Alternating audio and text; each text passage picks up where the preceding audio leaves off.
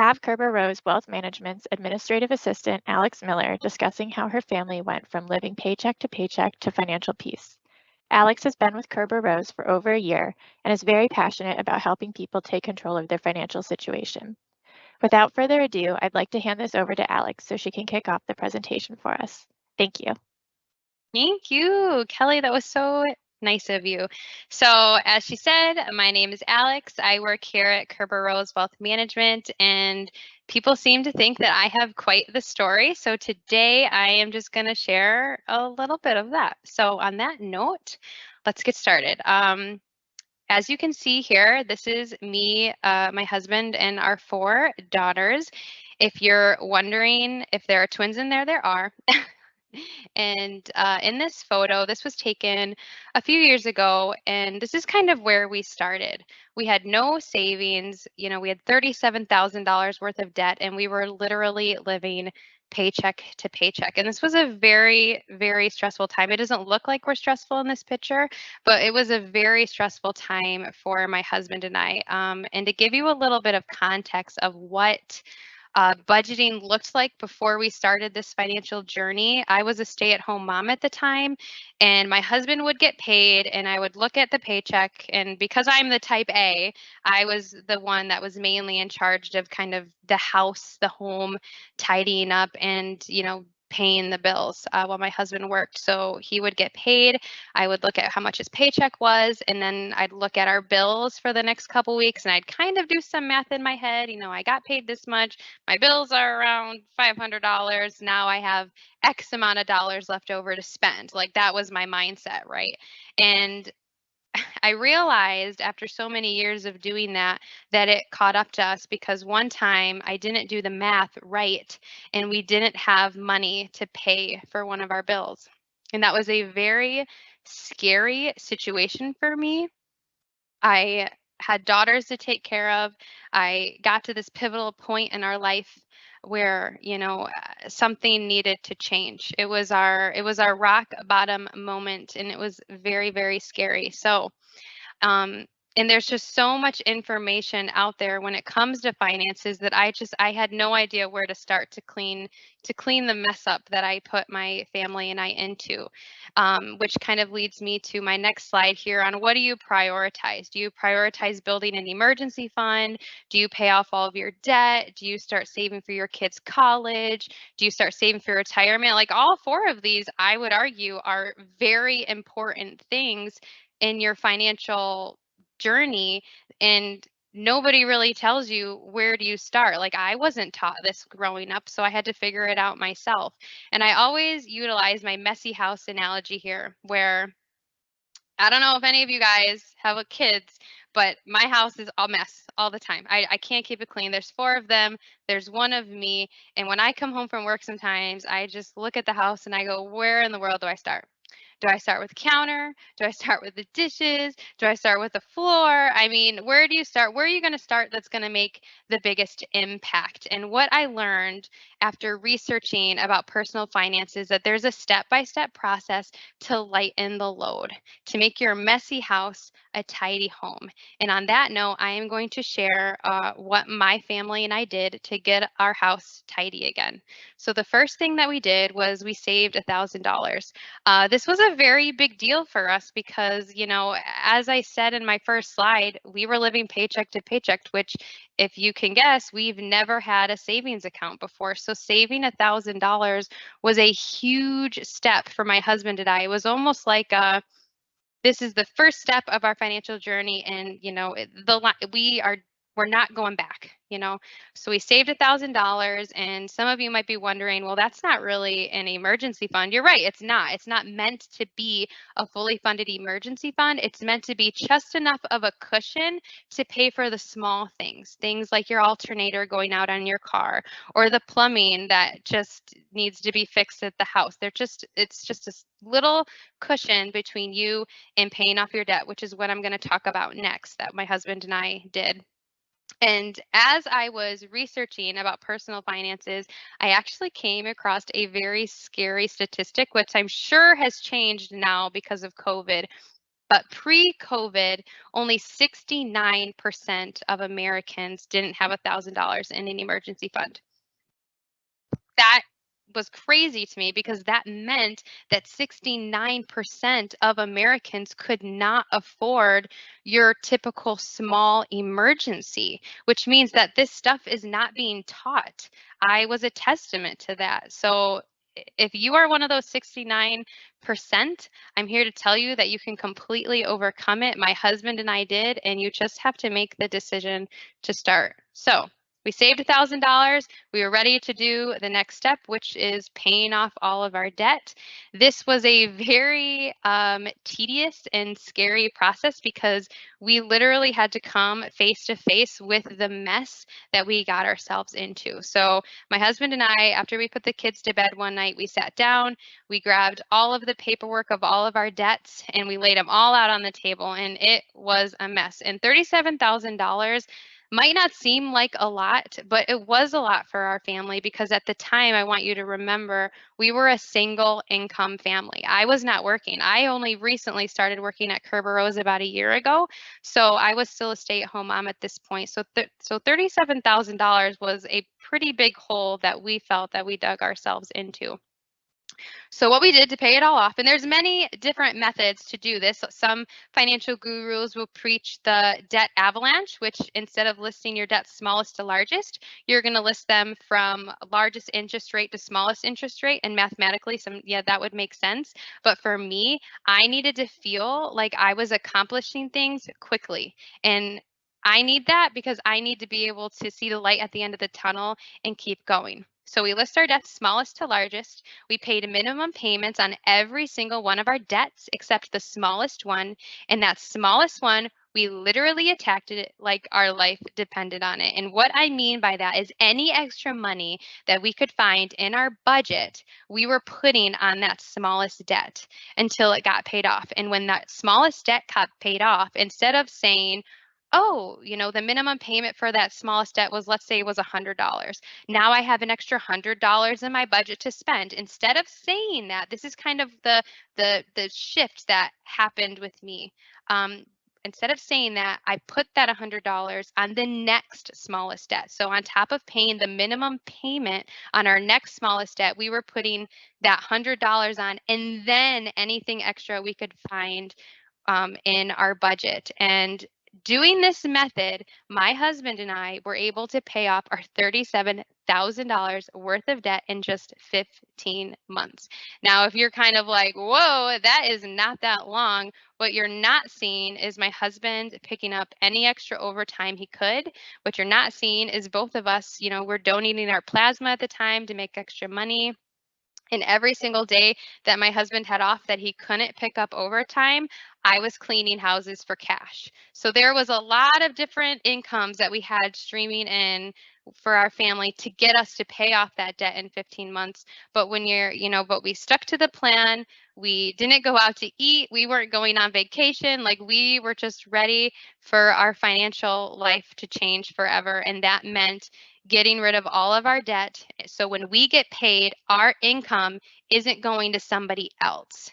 That was another pivotal moment for me to realize how important it was to get our debt all paid off, is we wanted our money for us and not for anybody else. So took us 15 months. We paid off all of our debt, and it was such a freeing feeling. I remember the first thing I thought was, what can I spend money on? Because I'm the spender. My husband is the typical frugal guy. He would save for his whole life if it wasn't for me. But then he had to bring me back and say, hey, like, we've done so well. We've gotten this far. We cannot stop now. So the next thing we did was we went back to that $1,000 and we made that a fully funded emergency fund. This is your typical 3 to 6 months of expenses. These are things that are going to cover, job losses or your car completely breaking down or other tragic events in your life that are bound to happen. They're already stressful. You do not want to make events like this any more stressful by not being prepared. And I'm going to share a little story, which, go figure, this happened right after we fully funded our emergency fund. My husband's car completely broke down. And what I mean is I got a call from my husband one day. It was a few months after we built our emergency fund. And he said, honey, it finally happened. You know, his car was bound to die. It was old and all of the things. And he said, car finally died. We need to get a new one. And my first initial response was anxiety, and my palms started to sweat. And I was just like, like, oh my gosh, what are we going to do? But then he said, honey, it's going to be okay. This is why we have a fully funded emergency fund. So it took what could have been a catastrophic event that happened in our lives, which, you know, we need 2 cars, we have 4 kids, he needs to get to work, I need a vehicle at home. What could have been a catastrophic event, and it just turned it into a minor inconvenience. And that is what a fully funded emergency fund can do for you. So after we paid off our debt, after we built our fully funded emergency fund, if you think that it's over, it is not, because now we are just going to get started with all of the fun stuff. And if you don't think investing is fun, I hope that these next few slides can change your mind, because I'm going to do my best to make it fun.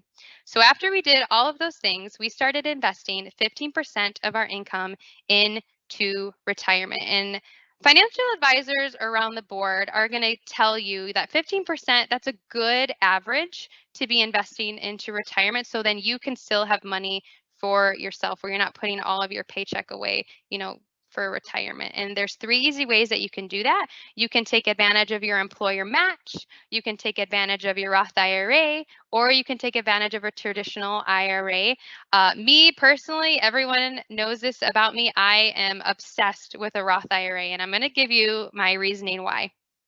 A Roth IRA uses after-tax dollars, and your growth on a Roth IRA is completely tax free. So that means that when you're ready to retire, the government can't touch your money. And we all love when the government can't touch our money. So I highly, highly, highly recommend, and anybody here at Kerber Rose would do the same, that if you are eligible to contribute to a Roth IRA, we want you to take advantage of it. I personally take advantage of it. I've loved being able to watch it grow, and it's been super fun for me and my family to learn about all of this stuff. And I kind of want to share, when I was researching about personal finances and getting ourselves out of our sticky situation, and I was researching on investing, I came across this article that said that the average Social Security check is only $1,200 a month.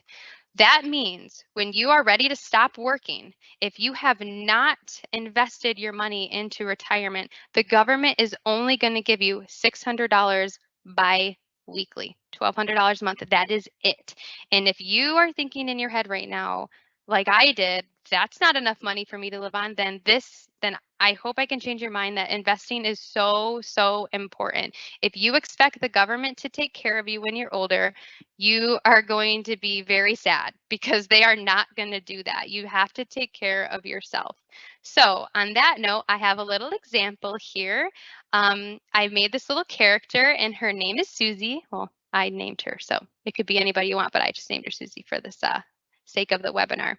We're going to say she's 30 years old, she's completely debt-free with a fully funded emergency fund, and her income is $60,000, and her employer offers a 3% match. What I would encourage, and what I hope other people would encourage her to, is the first thing she should do is to put 3% of her money into her employer match. The second thing she should do is she should put 10% of her money, which would max out her Roth IRA, into her Roth IRA. Now, doing the math with me, that's only 13%. So what is she going to do with the extra 2%?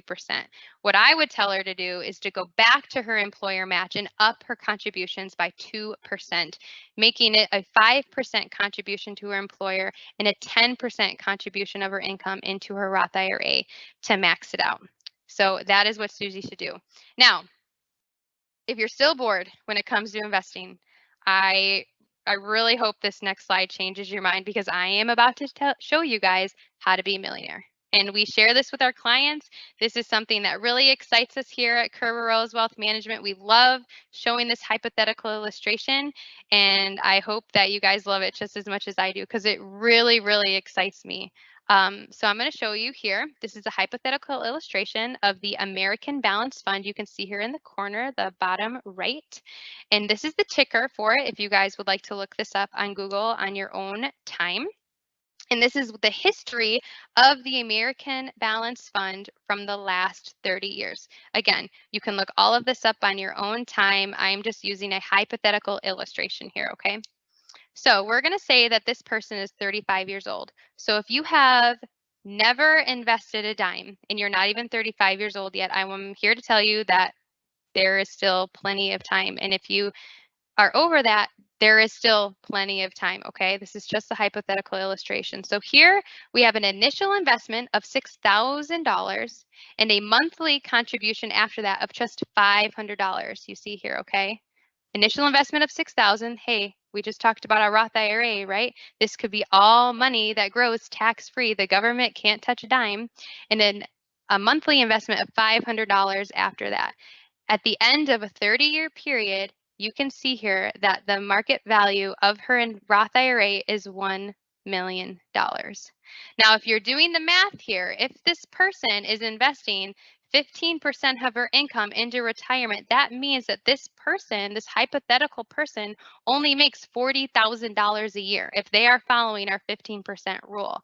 Now, if you make more than that, you are probably going to have more than $1 million if you're investing over a 30-year period of time, because you're going to be putting in more than $500 per month to make that a 15% contribution to your income. So if this doesn't excite you and encouraging you about investing, I really need you guys to speak with me after this webinar so I can get you really excited about this, because this is something like you can't make this stuff up.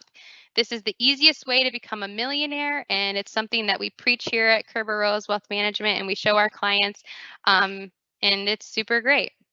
So what do you do after you start investing 15% of your income into retirement? Well, now we're going to talk about the kids. We're going to start saving for college for them. And an easy way that you can do this is to invest in a 529 account. A 529 account is a lot like a Roth IRA, where it uses your after-tax dollars. And many states offer an income tax reduction just for contributing to a 529. Now, I get a lot of slack. I get a lot of hate when I preach that we invest in ourselves first over our kids. And I kind of want to give you guys a reason why my family and I do that. I came across it while I was researching, and it just made sense to me.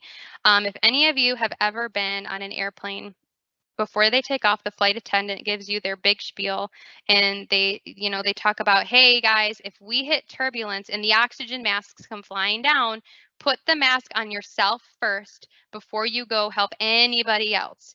Because the reason they say that is if you try to help other people put on their oxygen mask, you're going to be toast and you won't be able to help anybody because you're not going to be here.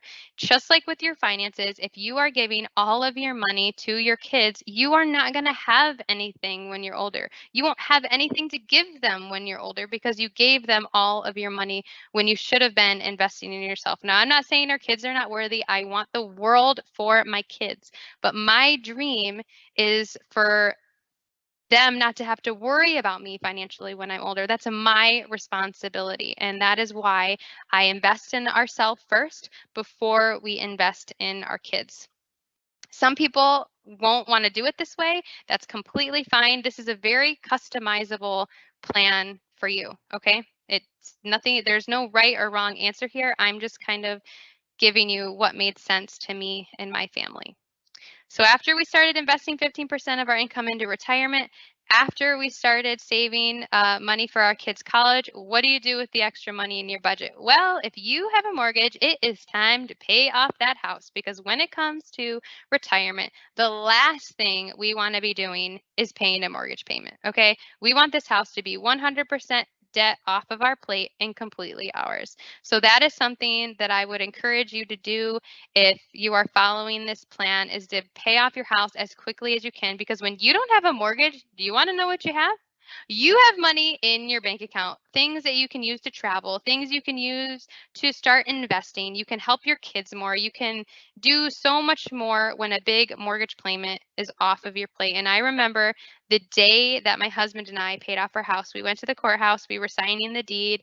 And I remember we did it on a land contract, and the owner said, God, congratulations. Like, do you realize what you just did? And we were really young at the time, and we were just kind of like, no, but it feels kind of cool. And now I realize, like, wow, I am so grateful that my husband and I paid off our mortgage, because that gives us so much more freedom in our budget to do things like investing and save for our kids and take them on really fun adventures while they're still young. So, on that note, that is my big spiel of how I got our family from living paycheck to paycheck to where we are now. And now I'm going to share ways that we saved money while we were doing this process. And I really want to reiterate that our process is not done. We are still, like, investing your money into retirement, saving for our kids' college. These are all things that these two things are going to be things that we're going to be doing for a long period of time. Uh, Probably until we die. We're going to be doing this. It's something that we do on a monthly basis. It doesn't stop, like when you save for your fully funded emergency fund or you pay off your debt. When you do those things, you kind of stop and you move on to the next thing. Investing is a marathon. It is not a race. So we are still doing those things, but while we were paying off our debt and saving every penny we can, I'm going to share with you a few different ways that we saved money.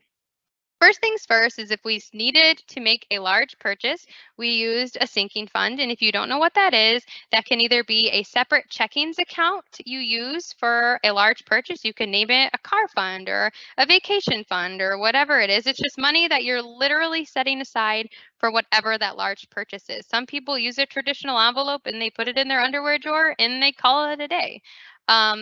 I personally don't like to carry cash. I know a lot of people do. There's absolutely nothing wrong with that.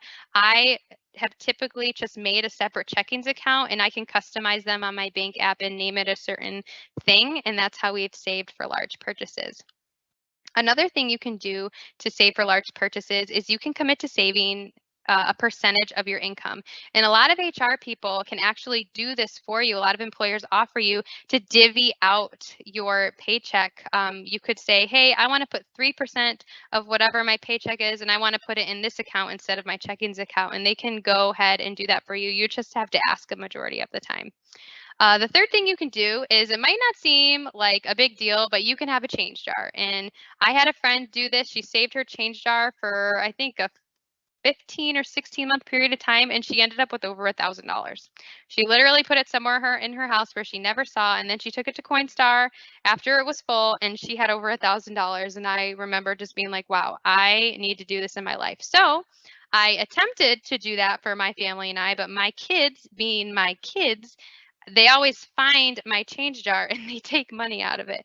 They especially do this on Sunday morning before we go to church. They just go grab a huge handful of it because they get treats when they tithe at church in their kids' church, and they shove it in their pocket. I've literally found so much change in all of their coat pockets and their backpacks, and I've decided to give up on my change jar. I still highly recommend it, but not if you have young kids who like to take all of your money. It's still a great way to save money. Our change jar is now called our tithe jar for our kids, because now they just know that they can just take handfuls of change out of this jar. They put change in it if they find some off the street, and we call it a day. A few different ways you can save on your utility bill while you're on a budget is, first things first, you can dial your thermostat back 7 to 10 degrees for 8 hours a day. And if you do this, this can help you save about 10% on average of your electricity bill every single year. It doesn't seem like a big deal, but in the long run, it adds up. So for us personally, we like to sleep in a cold house. So we dial our thermostat back before we go to bed, because we're all comfy warm in our bed anyway, so it doesn't really matter. And that's helped us save on our electric bill every year, or our energy bill, sorry. The second thing you can do is you can check phantom energy in your home. Phantom energy is this concept not a lot of people know about, but when I was researching about how to save money, I came across it, and we were actually, our house was actually using phantom energy is when certain appliances that you're using use energy even when they're turned off. So this was our TV at home. This was our microwave. So basically, any time that we were not home, we just quickly unplugged those things and we called it a day. And when I was researching about phantom energy, I actually came across that 23% of the typical household's electricity use uses phantom energy. So this makes up a good chunk of your energy bill every month if you don't check it. The third thing you can do, which sounds super, super simple, is you can change your light bulbs to LED lights. Super, super simple. Again, it is a bigger upfront cost, but I'm here to tell you that LED lights only use 20 to 25% of the energy that the old incandescent lights use, and they last up to 25% longer. And they actually end up paying for themselves after about 9 months. So the initial upfront cost for our family was probably like $200 to $300 because we changed all the light bulbs in our house to LED lights. But we have not had to change any one of our light bulbs in our house since we did that. And we have noticed a considerable difference in our electricity bill every month. So those are just 3 super easy things that you guys can do at home to save on your utility bill while you're, paying off your debt or saving for your emergency fund, or you want to put more money in your investments, so you just want to save on your utility bills regardless. Okay, now that we've talked about saving, we've talked about budgeting, we are going to talk about fun things that you can do with your family while you're doing all those things. So these are things that my family, we've personally done, all 4 of these things, okay? First things first, if you are a travel bug and you have a travel itch and you're paying off your debt and you've committed not to travel because you want to save money, but you're still feeling that itch, have a staycation. Stay at one of your local hotels that have a pool. Your kids are probably not going to know the difference as long as there's a pool involved. They just want to go swimming anyways. And actually, a lot of the local hotels, if you're a local, will give you a discount. You just have to call and you have to ask. A lot of people don't know that.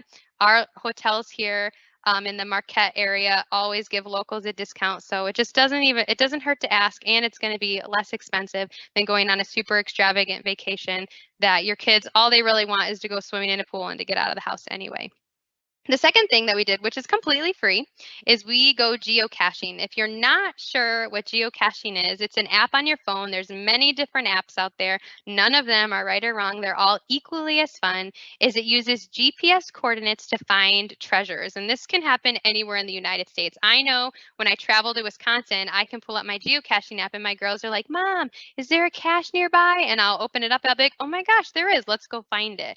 And a lot of these things are just little cylinder things you open up and you can just see a bunch of people's names and the date that they found the cache. So you just sign it, you date it, and you put it back in the original spot so the next person can find it. And my kids love to do this. Sometimes there's things in there, little trinkets. Like one time we found a tiny little Tinkerbell and my kids were like, oh my gosh, this is so cool. And it's just it's like a treasure hunt and our kids love it and it's free and we can do it anywhere we want, especially when we go on vacation. This is something that we utilize. It can be a free thing. The third thing that my family and I did is we park hop. So what I mean by that is whenever we go out with our kids, we go to a different park. We never go to the same one. Sometimes we travel, an hour away to take them out of the area and get them into a new environment. Sometimes we just stay local, but we never go to the same park in one week. And now my kids, because we've done that, they name parks based off of what color the things are. So we have a blue park, we've got a red park, we got a green park, we got the wooden park. I mean, and I know exactly what park my kids are talking about. So that's been a little fun treat for them. The fourth thing that my family and I do for a budget-friendly activity is we have the typical game night. And this might sound like, hey, I hear this all the time, but what we do for our game nights is we make it like this big extravagant event. We make popcorn, we watch movies, we go to the store and maybe we'll buy a couple chocolates or some M&Ms to put in our popcorn, and we make it a big thing because at the end of the day, our kids, it doesn't matter where we go. Our kids just want us to spend one-on-one quality time with them. It doesn't matter how much money I spend on them. And I think I realized that before we started this financial journey, I was very, oh, I got to take my kids somewhere. I got to go to the I got to go to here and spend money at the Children's Museum, and I got to go here and they're going to like this at the Dome, or I got to go to Green Bay and take them to the trampoline park. You know, I got to do something fun with them. When I was going through my debt-free journey and we had to figure out, you know, different ways to have fun with our kids, at the end of the day, all they wanted was their mom and dad to spend some quality time with them. And this has forever changed the way we parent our kids. So these are 4 easy, budget-friendly ideas to spend with your family. I highly, highly, highly recommend them. Your kids are not going to know any better. They just want to be spending time with mom and dad. And on that note, I'm going to share with you guys where we are at now. So now you see our family there, and we're debt-free. We have a fully funded emergency fund. We're investing 15% of our income into retirement, which, if you can't remember from our awesome hypothetical illustration, that means that the Miller family are on track to be millionaires when we're ready to retire. And those are all very fun and exciting things. And before we end the webinar, I want to share with you a quote that I found when we were at our rock bottom moment that really, it struck a chord with me, and it encouraged me. So I'm going to share with you. It's by J.K. Rowling, and the quote is, "Rock bottom became the solid foundation on which I rebuilt my life." Rock bottom can break you or it can change you. And at the time, I refused to let it break me and my family. So the only other option I had was to change me. And I am forever grateful that we did this, because now we are setting our kids up for a better financial future than I could have ever anticipated for them. And I want to tell you and encourage you that wherever you are on your financial journey, whether it be cleaning up your messy house or keeping it tidy, we have an entire team here at Kerber Rose who are ready to walk alongside of you, support you, be a cheerleader, mentor you, and help you on your financial freedom. Because for us, if our clients are winning, that means that we're winning. So on that note, Kelly, my presentation is done. And at this time, if you guys have any questions, you guys can post them in the chat. Or you can email me. Here is my personal email here at Kerber Rose. You guys can always feel free to shoot me an email, and I will do my best to answer your question. And if I don't know the answer, I promise you that I will find somebody here on our team that does know the answer, so we can get back to you as quickly as possible. So Kelly, that's all I have for you guys today. Sounds good. I'm not seeing any questions in the Q&A as of right now. So I'll give that a little bit. Other than that, I think we can wrap up. So thank you all for attending. We appreciate you spending your time with Kerber Rose today. We'll provide everyone with the recording of this webinar and the presentation slides. Should anyone still have more questions, like Alex said, she's more than willing to provide guidance on the topic. And if you would like any more information on Kerber Rose, services we offer, feel free to visit our wealth management page or any other Kerber Rose affiliated service page. Thank you.